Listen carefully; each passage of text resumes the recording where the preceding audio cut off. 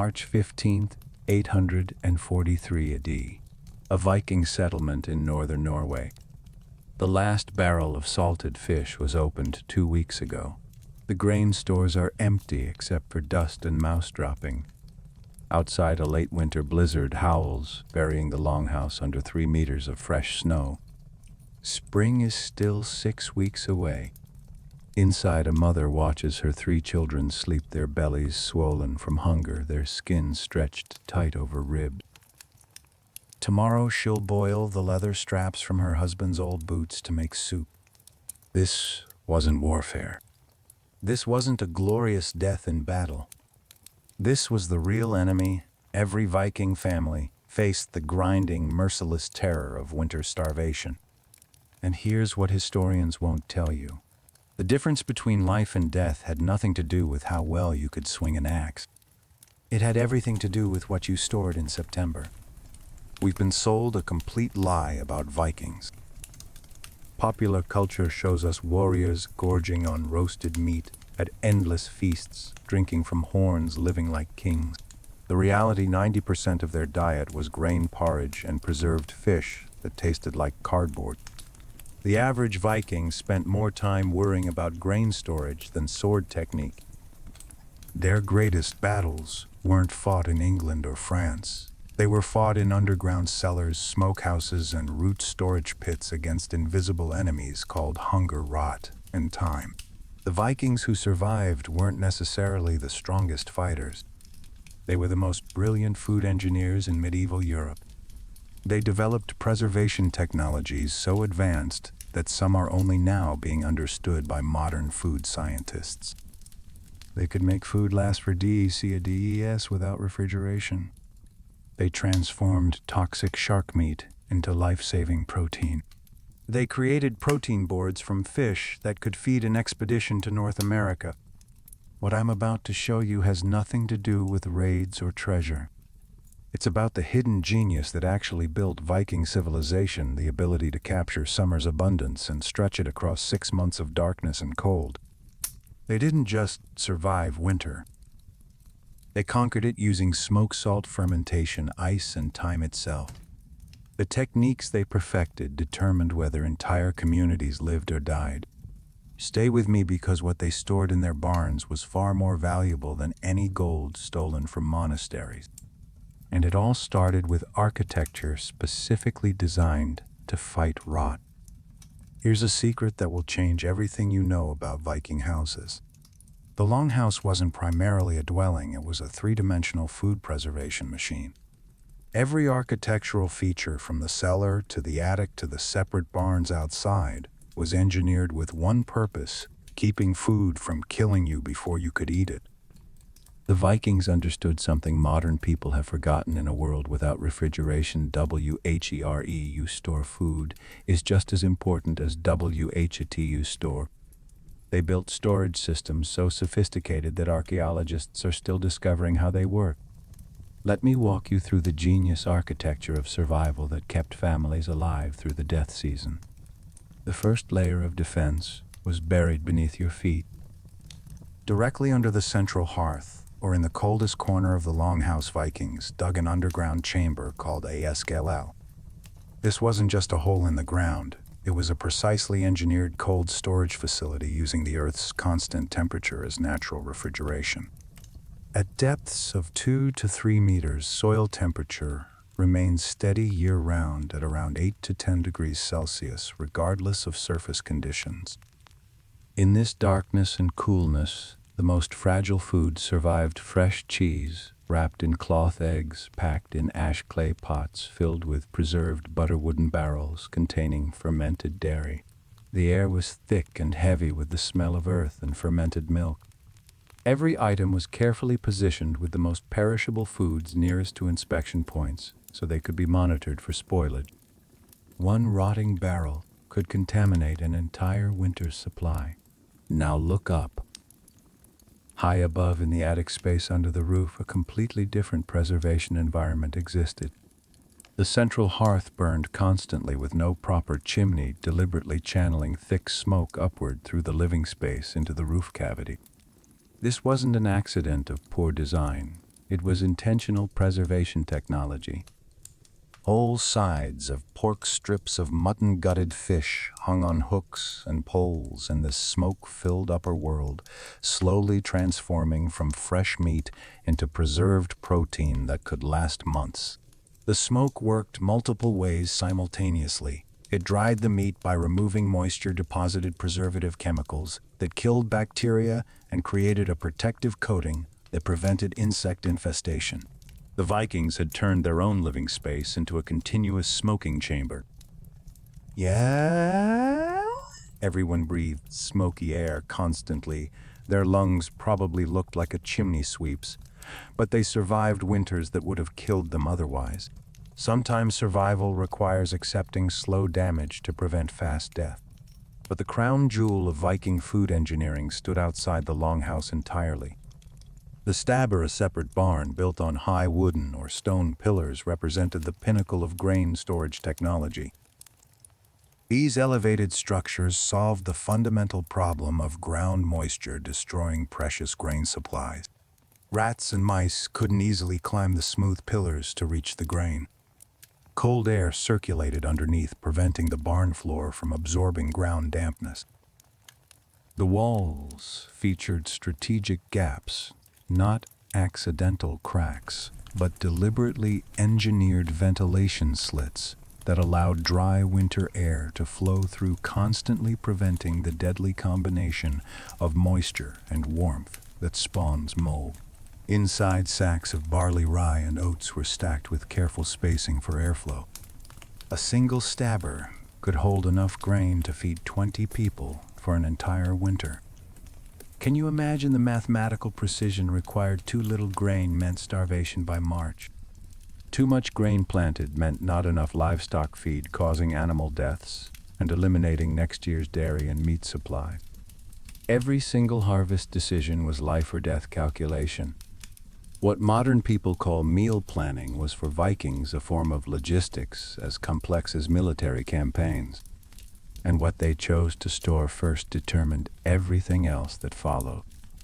Despite every image you've seen of Vikings feasting on massive roasted boars, here's the brutal truth that will shatter your illusions. 90% of their caloric intake came from one humble source: grain. Not meat, not fish, grain. Specifically barley, which they called big. If you couldn't grow, harvest, dry, and store barley successfully, you were dead. It didn't matter how many raids you survived or how sharp your sword was. No grain meant no calories, and no calories meant your family became the skeleton crew that archaeologists dig up centuries later, huddled together in a corner where they died slowly of starvation. Barley was Viking civilization. Everything else was supplementary. Let me show you why this seemingly boring grain was actually the most important survival technology they possessed. Barley was chosen for one critical reason: it's nearly indestructible. This grain could grow in soil so poor and rocky that wheat would simply die. It could withstand short growing seasons where other crops failed to mature. In northern Scandinavia, where summer lasted barely 3 months, barley was often the only crop that would produce anything edible. Each kernel was a concentrated package of carbohydrates containing about 350 calories per 100 grams. A single handful of barley porridge could power a man through hours of backbreaking labor in sub-zero temperatures. Vikings consumed barley in 3 primary forms. First, as bread-dense, flat, unleavened cakes, baked on hot stones that were so hard they could chip teeth but would last for weeks without molding. Second, as grout, or a thick porridge that was eaten twice daily, sometimes with a bit of butter or dried berries if you were wealthy, usually plain if you were poor. Third, and critically important, as ale. Fermented barley became the primary beverage because water sources were often contaminated and the brewing process killed dangerous bacteria. Viking ale was weak by modern standards, only 3 to 4% alcohol, but it was liquid nutrition, essentially drinkable bread providing calories, B vitamins, and safe hydration simultaneously. The daily process of turning stored grain into edible food was brutally hard work that fell primarily on women. Every morning someone had to grind dried grain kernels using a heavy hand mill called a cavernastian. These mills consisted of two circular stones, the top stone rotating against a stationary bottom stone. A wooden handle inserted into the top stone allowed rotation, but it required tremendous arm strength. Grinding enough flour for one day's bread for a family of 8 required 2 to 3 hours of continuous, exhausting rotational motion. The distinctive scraping sound of stone on stone grain crunching into powder was the constant background noise of Viking domestic life, the sound that meant life continues, we have food, we'll survive another day. When that sound stopped, fear crept in. How many modern people do you think could manually grind grain for 3 hours straight every single day for 6 months? The physical conditioning required for basic Viking survival would exhaust most contemporary adults within a week. But grain alone wouldn't keep you alive. Your body needs protein, fat, and vitamins, or it begins cannibalizing itself. What Vikings did to preserve those nutrients was absolutely revolutionary. Let me introduce you to something Vikings called white gold that was valued as highly as silver dairy products. In a world where fresh milk would spoil within hours, becoming a bacterial soup that could kill you, Vikings developed methods to preserve dairy for months or even years. This wasn't just food preservation. It was biochemical engineering that transformed a highly perishable liquid into stable protein-dense survival food. The centerpiece of this system was something called skyr, which modern people mistakenly think is yogurt. It's not. Skyr is essentially a fresh cheese made through controlled fermentation, and it was possibly the closest thing Vikings had to a superfood. Understanding how they made and preserved it reveals just how sophisticated their knowledge of food science really was. The production process started with fresh milk, which was slowly heated to about 38 degrees Celsius, warm but not hot. Then they added a starter culture, usually leftover skyr from a previous batch containing specific beneficial bacteria. This culture was guarded carefully because losing it meant losing the ability to make skyr until you could get more from a neighbor. The milk was left to ferment for 12 to 16 hours, during which the bacteria converted lactose into lactic acid, causing the milk proteins to coagulate. Then came the critical step separating the solid curds from the liquid whey. The curds were strained through cloth, pressed to remove excess moisture, resulting in a thick, creamy product with the consistency of soft cheese. The nutritional profile of skyr was extraordinary, nearly 20 grams of protein per 100 grams minimal fat and beneficial bacteria that aided digestion. More importantly, properly made skyr could be stored in cool cellars for 2 to 3 weeks without refrigeration, providing families with high-quality protein when fresh meat was unavailable or too precious to consume. But Vikings wasted absolutely nothing. The liquid whey left over after making skyr wasn't discarded, it became a preservation tool itself. Whey is naturally acidic, and Vikings discovered that this acidity could be weaponized against bacterial growth. They poured whey over other foods to extend their life, used it as a beverage, or let it ferment further into an even more sour drink. The real star of Viking dairy preservation, however, was butter. During summer, when grass was lush and green, cows produced milk with incredibly high fat content. Vikings immediately converted all surplus milk into butter through hours of churning, another exhausting daily task. This butter was pure concentrated energy containing about 720 calories per 100 grams. A single tablespoon of butter could provide more calories than a large apple. In winter, when every calorie counted against the cold, burning through your energy reserves, butter was life itself. But how do you preserve butter for 6 months without refrigeration? Vikings used 2 methods. If salt was available, and salt was expensive, difficult to obtain, they made heavily salted butter, mixing in so much salt that bacteria couldn't grow. But they had another technique that sounds absolutely insane, but worked perfectly: bog butter. They packed fresh butter into wooden barrels or wrapped it tightly in bark, then buried these packages deep in peat bog. The bog environment was cold, oxygen-free, and acidic, a perfect natural preservative. Butter stored this way could last for years, even decades. Archaeologists have found Viking bog butter that's over 1,000 years old, still technically preserved. Yes, it developed a strong, distinctive taste that most modern people would find repulsive, but it remained edible and nutritionally dense. When your alternative is starving to death, you learn to appreciate bog butter. The genius here wasn't just preservation, it was understanding microbiology centuries before microscopes existed. Vikings knew empirically that certain environments stopped spoilage even though they had no concept of bacteria. Can you imagine that level of practical scientific knowledge developed through pure observation and experimentation, but dairy and grains still left a crucial gap? You need complete proteins for muscle maintenance and immune function. For that, Vikings turned to the sea, and what they created there changed global trade forever. Picture a wooden board so hard you could literally kill someone with it. Now imagine eating that board after soaking and pounding it for hours. This was T.R. Fisk, stockfish dried cod that became harder than lumber and was worth its weight in gold. This single preserved food product was so revolutionary that it funded Viking expeditions across the Atlantic, enabled the exploration of Greenland and North America, and became a trade commodity that shaped medieval European economics. The Vikings didn't just preserve fish, they created protein tablets that could last for a DE without spoiling, weighed almost nothing, and contained enough nutrition to keep you alive in the most extreme conditions imaginable. Let me show you the ingenious natural technology that made this possible. The magic happened in northern Norway, particularly the Lofoten Islands, where every winter from January through April, an extraordinary natural phenomenon occurred.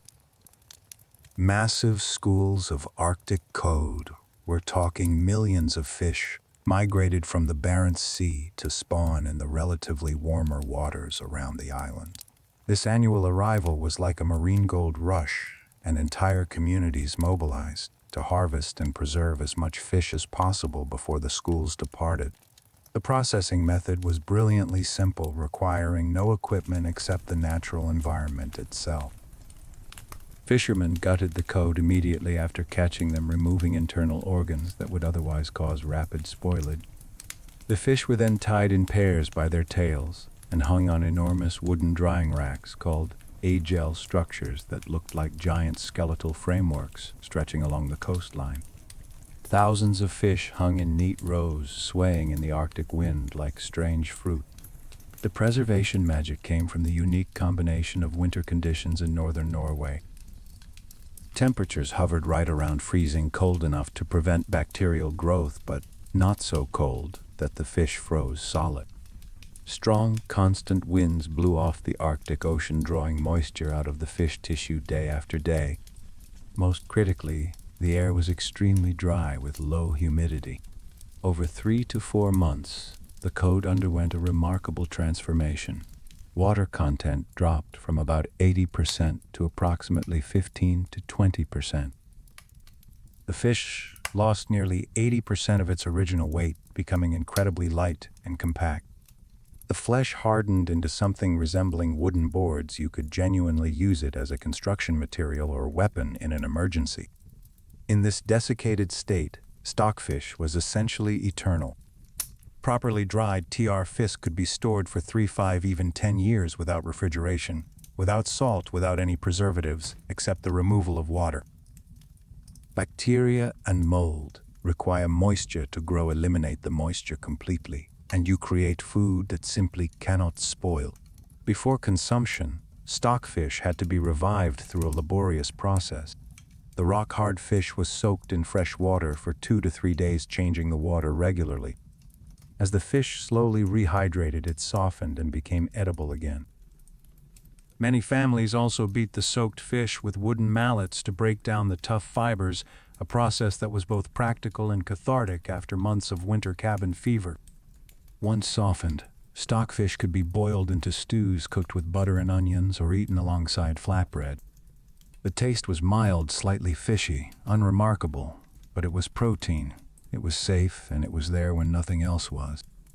This product revolutionized Viking expansion. When longships set out for Iceland, Greenland, or the mysterious lands to the west that we now call North America, their cargo holds were packed with stockfish. Unlike grain, which was heavy and took up enormous space, stockfish was light and compact. Unlike salted fish, which required expensive salt, stockfish required only air and time. A single ship could carry enough stockfish to feed a crew of 30 men for months, opening up voyages that would have been impossible with other food types. The economic impact was staggering. Stockfish became a major export commodity traded south into continental Europe, where it was valued by Catholic populations observing meatless fast days. Can you imagine that a food preservation technique developed out of pure survival necessity ended up funding an entire civilization's expansion? But fish wasn't the only preserved protein. What Vikings did to preserve meat pushed the boundaries of both technology and taste.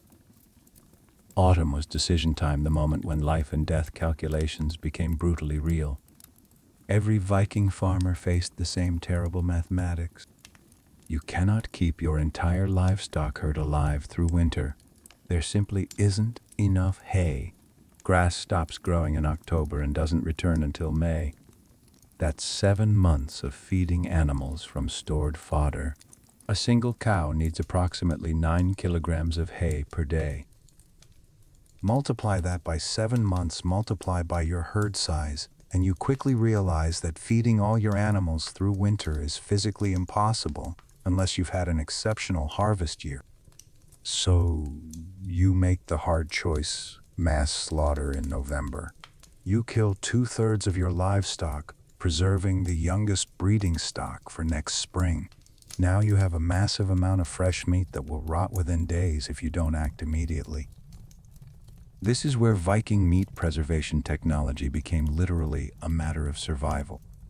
Smoking was the primary method, and it transformed the longhouse into a 24-hour meat processing facility for weeks. Large pieces of beef, pork, mutton, even horse meat were cut and hung on hooks and poles in the attic space where smoke from the central hearth continuously rose. This wasn't quick smoking like modern barbecue. This was a slow, cold smoking process that lasted weeks or even months. The low-temperature smoke gradually desiccated the meat while depositing preservative compounds from the wood smoke, phenols, formaldehyde acids that inhibited bacterial growth. The meat turned dark brown, almost black, becoming firm and intensely aromatic. The entire house reeked of smoke and drying meat, a smell that penetrated every fiber of clothing and hair. Modern people would find the odor overwhelming, probably disgusting. But for Vikings, that smell meant security. It meant preserved protein hanging overhead, ready to be carved off piece by piece throughout the winter. Smoked meat could be stored for 6 to 9 months, providing the fat and protein necessary for hard physical labor in extreme cold. Wind drying was another method particularly effective for lamb in the mountainous regions of Norway. Sheep legs and shoulders were salted lightly, then hung in cold, dry mountain air with strong, continuous winds. This process, still used today to make traditional phenol R or cured lamb, removed moisture, while the salt prevented bacterial growth. The resulting meat was intensely flavored, extremely dry, and would keep for an entire winter. But the most reliable preservation method when available was salting, and this is where we encounter a fundamental problem.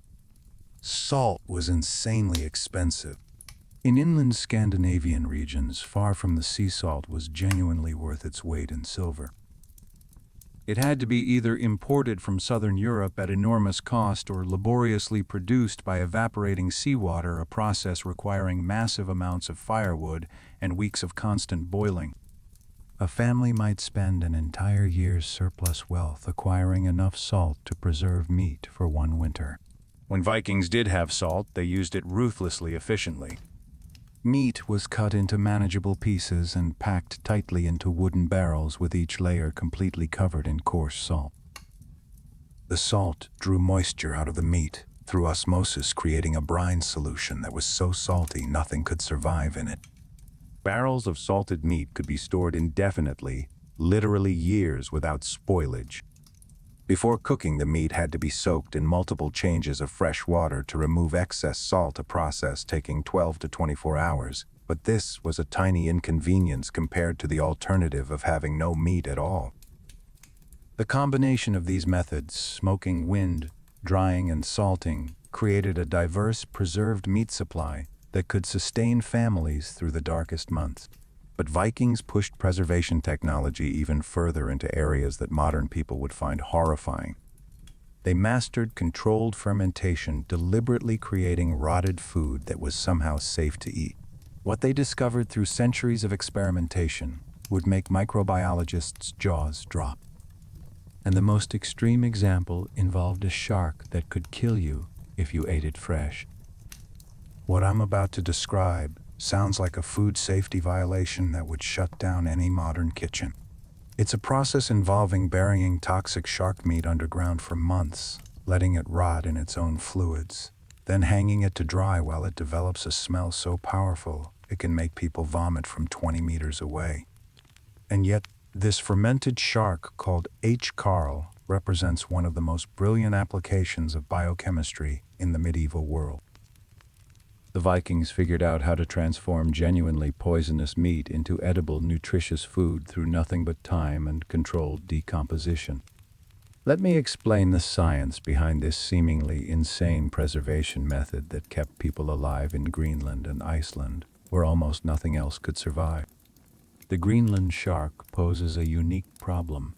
Its flesh contains extremely high concentrations of trimethylamine oxide and urea compounds that make fresh shark meat genuinely toxic.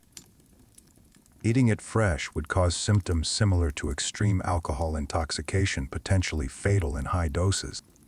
But this shark was one of the largest sources of available protein in Greenland's waters, growing up to 7 meters long and weighing over 1,000 kilograms. Letting it go to waste wasn't an option when your alternative was starvation. So, Vikings developed a multi-stage fermentation process that seems crazy but works perfectly. First, the shark carcass was buried in gravelly, well-draining soil, not just placed on the ground, but actually dug into the earth. Large stones were piled on top, creating pressure that squeezed fluids out of the meat. This burial lasted anywhere from 6 to 12 weeks, depending on size and season. During this time, the toxic compounds broke down and leached out with the pressed fluids. The pressure and anaerobic environment also initiated controlled fermentation by naturally occurring bacteria. After the burial period, the meat was dug up, cut into strips, and hung on outdoor racks to dry in the open air for several more months. Arctic winds and low humidity continued the drying process, while the strong ammonia-like smell developed. This odor comes from the breakdown of remaining urea compound. The final product is pale, semi-soft, with a smell that's been compared to very strong cheese cleaning products or decomposing matter, depending on who you ask. The taste is intensely fishy pungent and requires serious mental fortitude to consume. But it's completely safe, highly nutritious, and will last indefinitely. The Vikings transformed poison into food through nothing but empirical knowledge of fermentation chemistry. Can you imagine the trial and error that went into developing this technique? How many people got sick or died before they figured out the exact timing, pressure, and drying conditions required? This wasn't just food preservation. It was biological warfare against nature itself. Carl was the extreme example, but fermentation became a widespread preservation strategy. Rackfisk, fermented trout, was common in inland mountain regions where access to ocean fish and expensive salt was limited. Whole, gutted trout were lightly salted with whatever small amount of salt was available, then packed tightly into barrels and left to ferment in cold storage for 2 to 3 months. The fermentation process produced lactic acid that preserved the fish while softening the bones until they were edible. The result was a paste-like fish product with an intensely strong aroma but high nutritional value. Similarly, the roots of Swedish surströmming, fermented herring that's famous today for its overwhelming smell, trace back to Viking-era preservation. Herring was salted just enough to control the fermentation process, but not enough to fully preserve it. The fish fermented in barrels, producing gases that made the containers swell. When opened, the smell could clear a room, but the fish inside was safe and protein-rich. Vikings understood intuitively that certain types of rot were beneficial while others were deadly, and they learned to control which bacteria won the battle for their food. This was precision microbiology developed 1,000 years before anyone knew microbes existed. But fermentation and drying weren't enough to maintain health. Your body needs vitamins and minerals, or it starts breaking down internally, developing scurvy, night blindness, and other deficiency diseases. For that, Vikings needed vegetables and wild plants. What they did to preserve these humble foods was the final piece of the survival puzzle. Picture the inside of a Viking cellar in February. The temperature hovers just above freezing. Your breath forms clouds in the dim light of a small oil lamp. You can smell earth-damp wood and the distinctive fermented odor of stored vegetables. You're standing among boxes filled with sand and moss, carefully digging to extract a rutabaga that was harvested 4 months ago. This vegetable might not seem impressive, but it contains vitamin C that prevents scurvy. It contains fiber that keeps your digestive system functioning. It provides variety in a diet otherwise consisting of grain porridge and dried fish. These root vegetables, stored with precise attention to humidity and temperature, are keeping your family from developing the deficiency diseases that kill as surely as starvation. Let me show you the final component of Viking food engineering: the preservation of vegetables, wild foods, and the creation of safe beverages that tied the entire system together. Root vegetables were the foundation of the vegetable supply. Turnips, rutabagas, and primitive carrots were harvested as late as possible in autumn, just before serious frost would damage them underground. They were carefully cleaned of soil, but never washed. Washing would remove the protective skin layer that prevented rot. Storage techniques were sophisticated. Vegetables were laid out in wooden boxes or pits lined with dry sand or moss, arranged so they didn't touch each other, preventing one rotting vegetable from contaminating others. The sand and moss maintained stable humidity levels while absorbing excess moisture that could trigger decay. Stored this way in the coolest part of the cellar, root vegetables remained edible for 6 to 8 months, slowly becoming wrinkled and less flavorful, but retaining their nutritional value. These vegetables formed the base of winter soups and stews, scouse cooked for hours with a piece of smoked meat or dried fish to create thick, warming meals that stretched precious protein supplies. Cabbage received special treatment because Vikings had discovered fermentation could transform it into something even more valuable than fresh cabbage. They would shred cabbage, finely mix it with salt if available, and pack it tightly into barrels. Under pressure, the cabbage released its own juice, and natural bacteria on the vegetable leaves initiated lactic acid fermentation. This created what we essentially recognize as sauerkraut fermented cabbage that would last for months while providing vitamin C that prevented scurvy and beneficial bacteria that aided digestion. This fermented cabbage was one of the few winter foods that actually improved health rather than just preventing starvation. But Vikings didn't rely solely on what they cultivated. The forests and wetlands surrounding settlements were treasure troves of wild nutrition that required no cultivation, just knowledge and labor. Every summer and autumn was a massive gathering operation. Hazelnuts grew in huge quantities and were gathered obsessively in their shells. They could be stored for years without losing nutritional value. A handful of nuts provided concentrated fats and proteins, essential for maintaining body heat in winter cold. Berries were equally critical. Lingonberries, cranberries, cloudberries, wild raspberries were collected by the basket load. Dried berries added to porridge provided sweetness and vitamins. The most ingenious preservation method used the berries' natural acids. Lingonberries and cranberries could simply be covered with cold water in sealed containers and would remain fresh throughout winter due to their high benzoic acid content, which naturally inhibited bacterial growth. If honey was available, berries could be boiled in it to create a preserve that was considered a luxury treat for special occasions. The beverage situation completed the survival system. In a world where water quality was questionable at best, deadly at worst, fermented drinks weren't recreational. They were essential hydration. Viking ale wasn't the strong beer we know today. It was weak, approximately 3 to 4% alcohol, cloudy and highly nutritious, essentially liquid bread that provided calories, B vitamins, and safe hydration simultaneously. The brewing process killed dangerous bacteria through boiling, and the alcohol and acids produced during fermentation prevented contamination afterward. Everyone drank ale throughout the day, children, adults, elderly, because it was safer than water. Mead was completely different, a luxury drink made from expensive honey reserved for festivals, weddings, funerals, and the midwinter celebration of Yule. But both beverages served the same fundamental purpose, providing safe liquids in a world where contaminated water could kill you as surely as starvation. The precision required in brewing was enormous. A failed batch of ale meant wasted grain that could have been bread, potentially tipping the survival balance toward disaster.